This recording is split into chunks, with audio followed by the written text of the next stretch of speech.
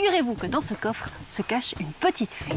Je sens que vous ne me croyez pas. Vous allez voir que c'est tout à fait vrai. Ah ben je dois la rattraper maintenant. Ah, vous me croyez maintenant? On va l'accueillir et on va transformer ce coffre en petit jardin de fées. La première chose à faire, c'est de mettre le coffre à sa position finale, parce qu'une fois rempli, ça va vraiment être très lourd.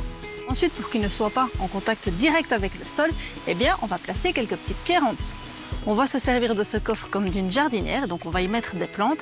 Et pour que le drainage se fasse correctement, on va percer le fond. Mettre un plastique, on le perce également. Ensuite, on met les billes d'argile et le terreau. Les graminées vont apporter à la fois du volume, mais aussi de la hauteur. Des petites plantes au feuillage persistant comme le lierre ou le Muhlenbecker seront parfaits pour venir aussi habiller un petit peu le coffre. On va prendre des petites plantes de saison comme les cyclamènes ou encore les pensées. Comme dans une jardinière classique, n'hésitez pas à varier les plaisirs tout au long de l'année. Notre coffre est prêt. Avant d'y mettre quoi que ce soit, je vous conseille de faire un petit schéma. Ça permet d'éclaircir les idées. Ça va être magnifique.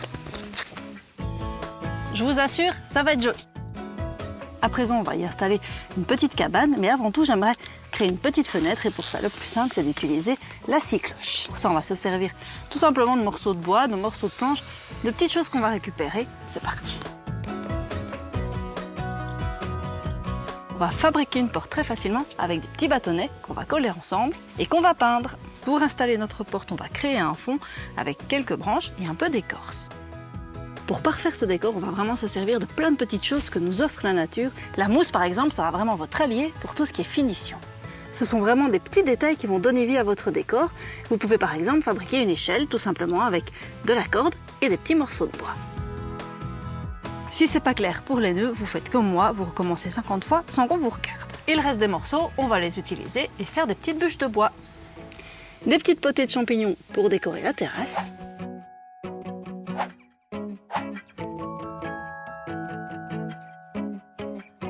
On va utiliser des pierres pour apporter du relief au sol et on va même ajouter une petite clôture qu'on a fabriquée avec du fil de fer et des petits bouts de bois tout simplement.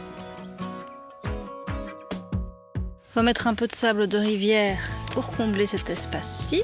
On va mettre de la mousse un petit peu partout. Des petites rondelles pourront servir de petits chemins. Selon les saisons, vous pouvez vraiment modifier votre décor.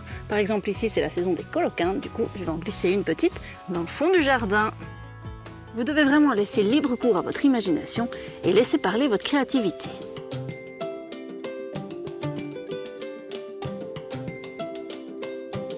J'y réinstalle notre ami et on n'aura plus qu'à profiter du spectacle.